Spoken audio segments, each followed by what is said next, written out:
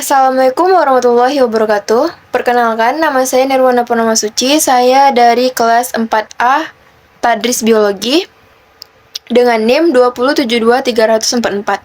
Saya di sini akan menjelaskan tentang landasan pengembangan kurikulum untuk memenuhi tugas UTS mata kuliah kurikulum pendidikan.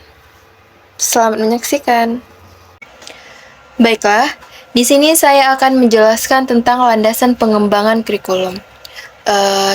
Dalam dunia pendidikan, kurikulum memegang peranan yang sangat penting karena menjadi pedoman utama dalam proses belajar mengajar. Kurikulum bukan hanya sekumpulan mata pelajaran, melainkan merupakan rancangan menyeluruh tentang apa yang harus dipelajari oleh peserta didik, yaitu bagaimana cara mempelajarinya, serta nilai dan tujuan apa yang ingin dicapai.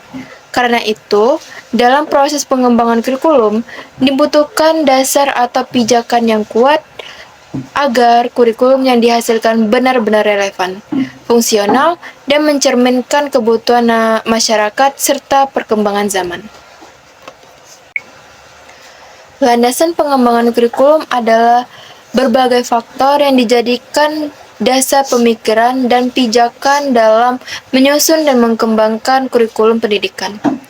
Landasan ini bukan hanya berfungsi sebagai penopang, tetapi juga sebagai pengarah dan pembatas agar pengembangan kurikulum tidak menyimpang dari nilai-nilai, tujuan nasional, serta kebutuhan peserta didik dan masyarakat. Di sini saya akan menjelaskan selanjutnya landasan kurikulum. Yang pertama, yaitu landasan filosofis. Landasan filosofis adalah dasar yang bersumber dari pandangan hidup dan nilai-nilai filosofis suatu bangsa. Dalam konteks pendidikan, filsafat berperan dalam menjawab pertanyaan mendasar seperti apa tujuan hidup manusia, apa tujuan pendidikan, dan manusia seperti apa yang ingin dibentuk oleh pendidikan. Filsafat memberikan arah dan makna terhadap isi dan struktur kurikulum. Dalam prakteknya, berbagai aliran filsafat seperti perennialisme, esensialisme, proksivisme, dan rekonstruksionisme turut mempengaruhi pola pikir dalam pengembangan kurikulum. Jadi di dalam aliran filsafat yang mempengaruhi besar terhadap landasan fisiologis terhadap kurikulum ialah yang pertama, filsafat idealisme, realisme, praktisisme, dan eksistensialisme. Aliran filsafat tersebut masih mengilhami pelaksanaan kurikulum melalui pendidikan dasar sampai perguruan tinggi. Adapun aliran tersebut antara lain: satu, aliran idealisme, yaitu menjelaskan kepada dunia bahwa moral, spiritual, kebenaran, dan nilai adalah absolut, universal, dan kebenaran tidak dibatasi oleh waktu. Yang kedua, aliran realisme, yaitu aliran terhadap pengembangan kurikulum di berbagai jenjang pendidikan yang mengutamakan penelitian ilmiah untuk mendapatkan sains. Selanjutnya, aliran pragmatisme, yaitu aliran yang dibangun oleh John Dewey terhadap pembelajaran adalah untuk merubah kondisi masyarakat supaya lebih baik atau progresif. Selanjutnya yaitu aliran eksistensialisme, yaitu menurut kaum eksistensialis bahwa kurikulum meliputi pengetahuan dan materi pembelajaran sudah disediakan dengan jelas untuk setiap peserta didik. Pembelajaran dilakukan dengan dialog dan tindakan untuk melakukan pemilihan. Kurikulum menekankan pada aktivitas, eksperimen, metode, media yang ilustrasi yang penting mampu membangkitkan esensi emosi, perasaan, dan pandangan. Di Indonesia, landasan filosofis kurikulum berpijak pada Pancasila sebagai dasar negara dan falsafah hidup bangsa. Pancasila mengandung nilai-nilai ketuhanan, kemanusiaan, persatuan, demokrasi, dan keadilan sosial. Oleh karena itu, kurikulum yang dikembangkan di Indonesia harus mencerminkan nilai-nilai tersebut dan mengarah pada pembentukan manusia Indonesia seutuhnya, yaitu manusia yang religius, berbudidaya, cinta tanah air, dan bertanggung jawab terhadap diri sendiri, keluarga, masyarakat, dan bangsa. Selanjutnya, landasan psikologis. Landasan psikologis berkaitan dengan pemahaman terhadap peserta didik sebagai subjek utama dalam pendidikan. Pendidikan tidak akan berhasil jika tidak memperhatikan aspek psikologis peserta didik, termasuk bagaimana cara mereka berpikir, merasa, dan bertindak. Psikologis perkembangan menjelaskan bahwa anak-anak memiliki tahapan-tahapan perkembangan tertentu, baik secara kognitif, afektif, maupun psikomotor. Oleh karena itu, kurikulum harus disusun dengan mempertimbangkan tahap usia dan kemampuan mental siswa. Selain itu, teori-teori belajar seperti behaviorisme, kognitivisme, dan konstruktivisme dan humanisme juga memberikan kontribusi besar dalam penentuan metode pembelajaran, penyusunan materi, dan evaluasi dalam kurikulum. Misalnya, teori konstruktivisme mendorong kurikulum untuk mengembangkan pembelajaran aktif dan konstekstual. Sedangkan, humanisme menekankan pentingnya suasana belajar yang kondusif dan menghargai keunikan setiap peserta didik. Dengan memahami landasan psikologis, para perancang kurikulum dapat menyusun isi dan metode pembelajaran yang sesuai dengan karakteristik peserta didik, sehingga hasil belajar lebih optimal. Selanjutnya, landasan sosiologis. Landasan sosiologis berasal dari pandangan bahwa pendidikan adalah bagian dari masyarakat dan tidak terlepas dari dinamika sosial yang terjadi. Kurikulum harus mencerminkan nilai-nilai, norma, ketuhanan, dan harapan masyarakat tempat kurikulum itu ditetapkan. Masyarakat senantiasa mengalami perubahan, baik dari segi struktur sosial, budaya, teknologi, maupun ekonomi. Oleh karena itu, kurikulum harus mampu menyesuaikan diri dengan perkembangan zaman dan tantangan-tantangan sosial, seperti urbanisasi, globalisasi, ketimpangan sosial, hingga krisis lingkungan. Kurikulum juga bertugas menyiapkan peserta didik agar mampu berperan aktif dalam kehidupan bermasyarakat, baik sebagai individu maupun sebagai warga negara. Hal ini meliputi pembentukan karakter, sikap toleran, keterampilan sosial, dan kepedulian terhadap sesama. Di Indonesia, dengan masyarakat yang multikultural dan heterogen, kurikulum juga harus mampu menjembatani keberagaman dan memperkuat semangat persatuan dalam Bhinneka Tunggal Ika.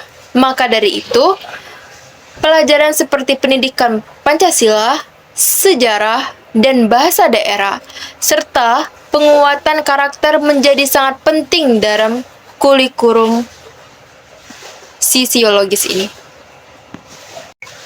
Selanjutnya, landasan ilmiah dan teknologis. Kurikulum juga harus berlandaskan pada perkembangan ilmu pengetahuan dan teknologi. Di dunia, terus berkembang secara dinamis, dan pendidikan harus mampu menjawab tantangan masa depan melalui penguatan impact yang relevan. Ilmu pengetahuan memberikan isi kurikulum berupa mata pelajaran yang harus diperbarui sesuai dengan temuan dan teori baru. Teknologi, di sisi lain, berperan dalam memfasilitasi proses belajar mengajar. seperti dalam pemanfaatan teknologi informasi dan komunikasi, pembelajaran daring, dan perangkat digital lainnya. Kurikulum yang baik adalah kurikulum yang tidak hanya membuat informasi faktual, tetapi juga mendorong peserta didik untuk berpikir kritis, kreatif, dan inovatif. Oleh karena itu, landasan ilmiah dan teknologis tidak hanya mempengaruhi isi kurikulum, tetapi juga strategi pembelajaran dan alat evaluasi yang digunakan di sekolah. Ada juga dampak impact terhadap pengembangan kurikulum, yaitu pembaruan materi. Kurikulum harus mengikuti perkembangan ilmu dan teknologi agar tetap relevan dengan kebutuhan zaman. Strategi dan media pembelajaran. Penggunaan media interaktif, aplikasi pembelajaran, dan metode digital untuk meningkatkan efektivitas belajar. Selanjutnya, sistem evaluasi. Pemanfaatan teknologi dalam penilaian seperti ujian berbasis komputer untuk meningkatkan efisiensi dan objektivitas. Selanjutnya yaitu bagaimana menyesuaikan kurikulum dengan kebutuhan masyarakat dan industri. Kurikulum harus mempertimbangkan tuntunan dunia kerja, perkembangan industri, dan kebutuhan tenaga kerja berbasis teknologi. Pembelajaran berbasis teknologi harus membantu siswa dalam mempersiapkan keterampilan yang di daerah digital. Contoh implementasi dalam kehidupan sehari-hari yaitu pembelajaran online, yaitu penggunaan learning dan aplikasi seperti Google Classroom, Zoom untuk mendukung pembelajaran jarak jauh. Media interaktifnya yaitu pemanfaatan video animasi dan simulasi yang pembelajarannya sains agar lebih menarik dan mudah dipahami. Selanjutnya itu evaluasi digital. Penggunaan uji berbasis komputer untuk meningkatkan efisiensi, akurasi, dan transparan dalam penilaian hasil belajar siswa. Selanjutnya, landasan Yudiris. Landasan Yudiris adalah dasar hukum atau peraturan yang mengatur sistem pendidikan nasional, termasuk pengembangan kurikulumnya. Di Indonesia, sistem pendidikan diatur dalam berbagai undang-undang dan peraturan pemerintah yang memberikan kerangka hukum dan arahan dalam pelaksanaan pendidikan. Beberapa dasar hukum penting dalam pengembangan kurikulum itu di Indonesia antara lain 1. Undang-Undang Dasar 1945, khususnya pasal 31 tentang hak pendidikan. Yang kedua, Undang-Undang Nomor 20 Tahun 2003 tentang Sistem Pendidikan Nasional. Yang ketiga, Peraturan Pemerintah tentang Standar Nasional Pendidikan. Keempat, Peraturan Menteri Pendidikan dan Kebudayaan yang mengatur kurikulum secara teknis. Landasan Yudiris ini memastikan bahwa kurikulum yang dikembangkan sesuai dengan arah kebijakan nasional, memenuhi standar pendidikan nasional, serta menjamin hak dan kewajiban peserta didik dan tenaga pendidikan.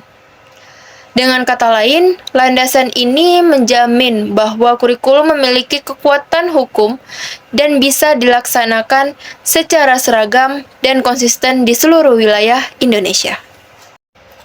Selanjutnya, landasan kultural. Landasan kultural adalah dasar yang bersumber dari nilai-nilai budaya lokal, tradisi, dan kebiasaan masyarakat. Setiap daerah memiliki kearifan lokal yang khas dan berharga untuk dijaga serta diwariskan kepada generasi muda. Kurikulum yang baik tidak hanya mencerminkan budaya global atau nasional, tetapi juga memperhatikan identitas budaya daerah. Dalam konteks Indonesia yang sangat kaya akan budaya, kurikulum harus mampu mengakomodasi keberagaman tersebut agar pendidikan tidak menghilangkan akar budaya masyarakatnya. Melalui landasan kultural, kurikulum dapat menanamkan rasa cinta tanah air, kebanggaan terhadap budaya bangsa, serta menghargai perbedaan. Kurikulum juga bisa mengintegrasikan unsur budaya melalui muatan lokal, pembelajaran seni tradisional, bahasa daerah, dan kegiatan sekolah berbasis budaya. Dengan begitu, peserta didik tidak hanya cerdas secara akademis, tetapi juga memiliki kepribadian yang sangat kuat, karakter yang luhur, dan identitas budaya yang jelas. Jadi, mengapa sih landasan pengembangan kurikulum itu penting?